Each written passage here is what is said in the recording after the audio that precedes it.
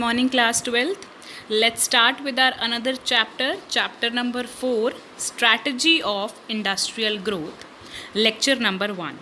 Now, till now we have discussed about 5-year plans, exploitation by the Britishers, condition of our Indian economy, impact on the industrial sector, impact on the agriculture sector. Now we shall discuss about the impact on industrial sector. After this we shall discuss about impact on our foreign trade. Okay. Now see, in this chapter we shall discuss about importance of industries, factor necessary for the direct participation of the state, that means public sector, and IPR 1956. So let's start with our first topic, that is importance of industries. Fine. Industry plays an important role in the context of growth and development of the country. Fine. So there are some importance which highlights the condition of the developing economy like India. Fine. First is epicenter of economic growth. Industry serve as the epicenter of economic growth. As GDP rises, the structural transformation in the economy rises. Industry start replacing agriculture as the engine of growth. This is because unlike agriculture, industry produces a wide range of goods which the consumers would like to consume as their income rises. Fine. Then so it's a source of employment. Then we have source of mechanized means of farming. Fine. Mechanized means of farming means industry plays a crucial role in the modernization of farming. Use of machinery like tractors, threshers, harvesters in farming has become possible only because of the growth and development of the industry. Fine. Then we have impart dynamism to growth process. Because of industry, there is a dynamic changes in the growth process. Fine. Endless consumption of variety of goods and services. Growth of civilization. Urbanization in the wake of industrialization has led to the growth of civilization. People become conscious of their quality of life. They work hard to achieve the higher level of education and skill. Culturally diverse society are getting closer to each other. World economies are merging into the global economy. Fine. So it leads to the growth of civilization. Agree or not? Fine. And now you can relate this point to our second point, that was source of employment. Fine. देखो, अगर if there is civilization, that means variety of goods and services are produced. Lifestyle of the people is changed. Now see, if the lifestyle of the people is changed, variety of goods and services is produced, then definitely you will require more manpower. You will require more brain. You will require larger supply of labor force. Agree or not? So industry serve as the important source of employment, become significant when agriculture is overburdened. Are you getting this point? Okay, employment is necessary because agriculture is overburdened. There is disguised unemployment in the agriculture sector. So industrial sector serves as the important means of employment. Okay. In our 11th standard also, we did that an economy will never operate at the full employment level.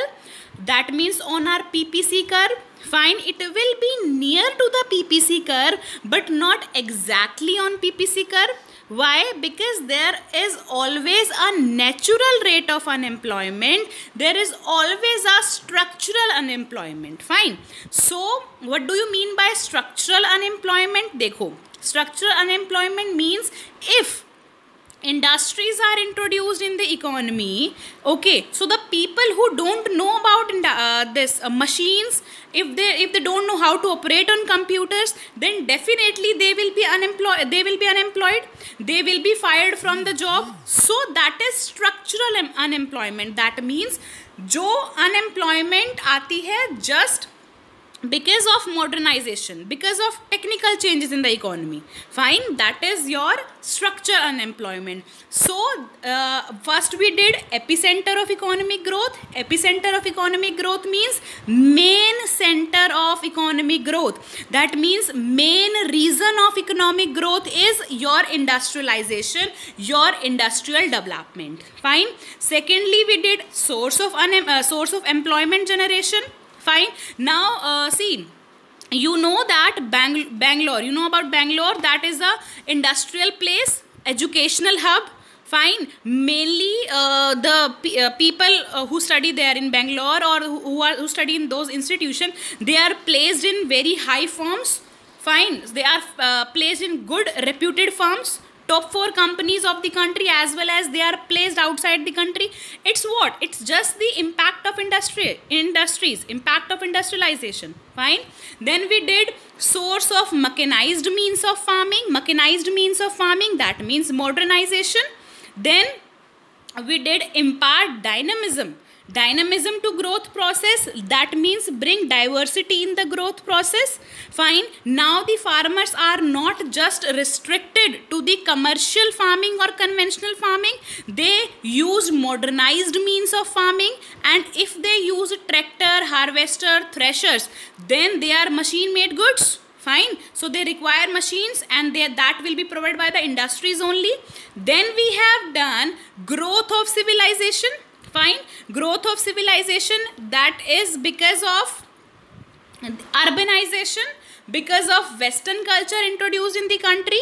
That is why there is growth of civilization. Are you clear with these points? Number 1.